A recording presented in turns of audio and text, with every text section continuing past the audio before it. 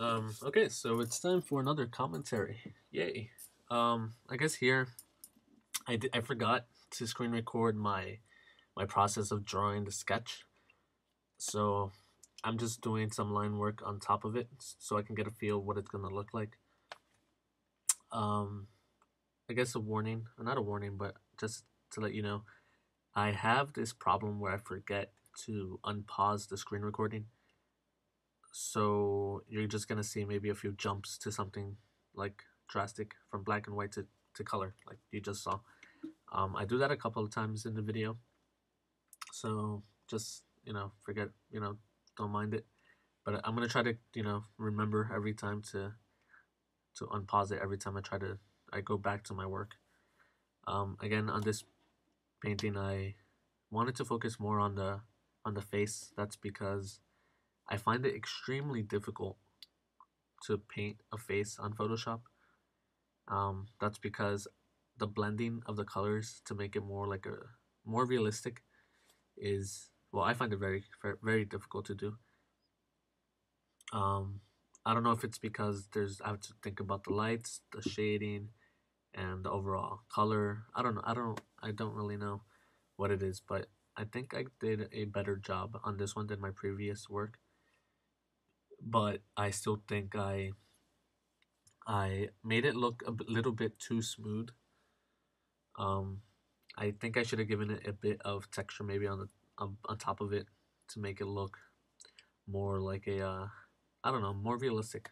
But um, here you see me use a really pinkish color, and at some point I realized that I kind of hate the way the color is looking. So I use the power of Photoshop, and I just start switching colors without having to change everything because Photoshop allows you to do that. And I think that's kind of great. It saves you time. But here, I switched to a more uh, evil kind of look, something that I wanted to do. Um, but yeah, on the topic of those tools that help you save time or make it easy, I'm I use the color change only because the blending. I don't want to restart the blending, something that I find very difficult, but I want to get better at. So I try to avoid tools like the smudge tool because I think that's kind of a cheap way to blend your colors. It's almost too easy, so I want to learn how to do it on my own without having to use this. Um, but another tool, I guess, at one point in the video, you're gonna see me paint the eye, and when I finish it, I don't just copy it and put it to the other side of the face.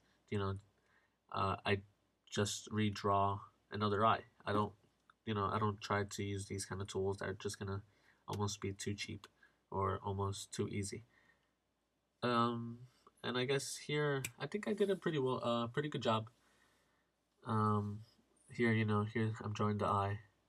I guess the eye itself came out pretty good, but they kind of almost look like they don't belong there or they pop out too much. I'm not sure really what it was. Um, um, but yeah. What else can I talk about? I'm thinking maybe. Hmm, I'm not really sure what to talk about now. Uh, huh. So yeah. Also, another thing I didn't do on this painting is color beneath the lines.